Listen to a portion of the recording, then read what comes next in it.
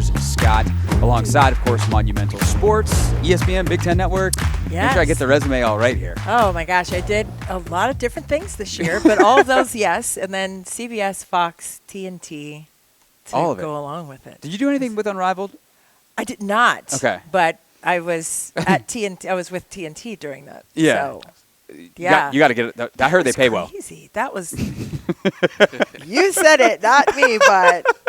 Okay. I do like a good red bottom, I do say. What do I need to do to get on Unrivaled's payroll next year? Paige Beckers this weekend, by the way, signed a 3-year deal with Unrivaled. She had an NIL deal with them last year. She signed up to play this coming year. Her single-year, first-year salary will equal more than her entire 4-year total in her WNBA rookie contract.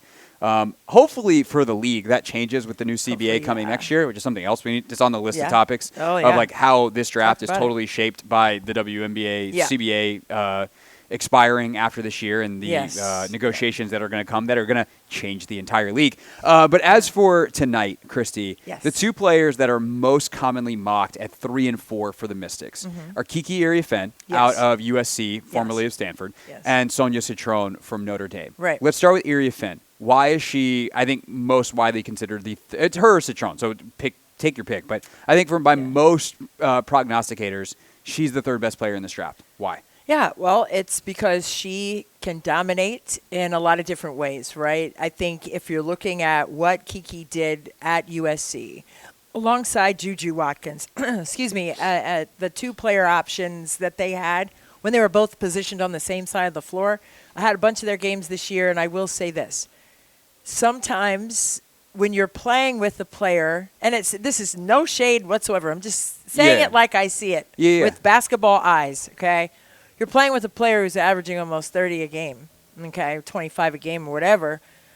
And not that, they were done and those points were garnered in a selfish manner. They were not, right? They were within the flow of the game. Yeah. She's a tough kid, but so is Kiki. Yeah. And I just thought there were some times where, it's just like, go. There was so much more that she could show on the court to be a threat on the interior, to also give some relief to Juju with the coverages that she was seeing defensively, much like we were talking about, like with Caitlin Clark, seeing a lot of defensive schemes and pick and roll coverages. But she is so great at diving off of pick and roll situations in two-player actions. That's what the WNBA is made up of, right?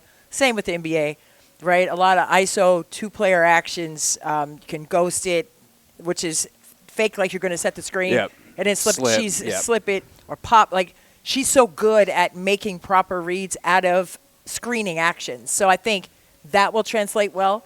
Her size is great. I think that the short corner area, the dunker spot, soft touch from there, easy money from the foul line. Which is an even more important part in the W game than it is in the NBA game. Like, gotta have that. Players post there. Like, it's called the dunker spot because in the NBA, you stand there, you wait for the bounce pass, you power dribble, and you dunk the basketball. In the W, it's a lot more of like those same avenues are open, but it's, let's shoot it. Shoot that thing. But for me, I mean, she's shooting, at USC, she was shooting over 63% right at the rim.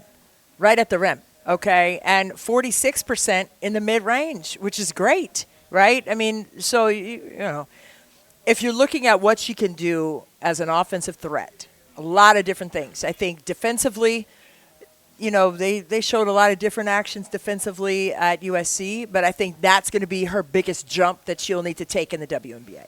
But I do think that her offense will definitely translate.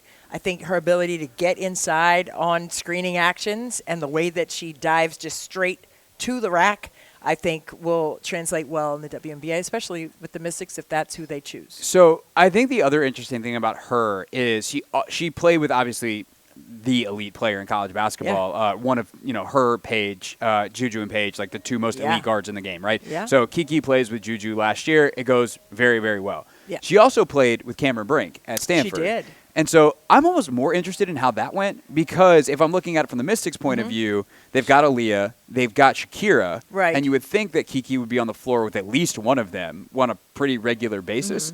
So how did Cam and Kiki play off of each other, and is that comparable to what, like Cam could do a lot of different stuff. Aaliyah can do a lot of different stuff. Shakira can do a lot of different stuff. They're all different, but playing too big basketball. Like, how could that work for Washington? Well, I just think going back to the Stanford roots, if you will, Shanae Ogwumike, I think that's a comparable player to what Kiki Iriafen can do. Schematically, I think you can place her in the same kinds of spaces on the court that Shanae Ogwumike played, for Tara Vanderveer at Stanford. So, I mean, they all went to Stanford. So at first, right, before Kiki transferred to USC. But, there's a pattern there of how players play, and I think they're kind of cut from the same cloth in that manner.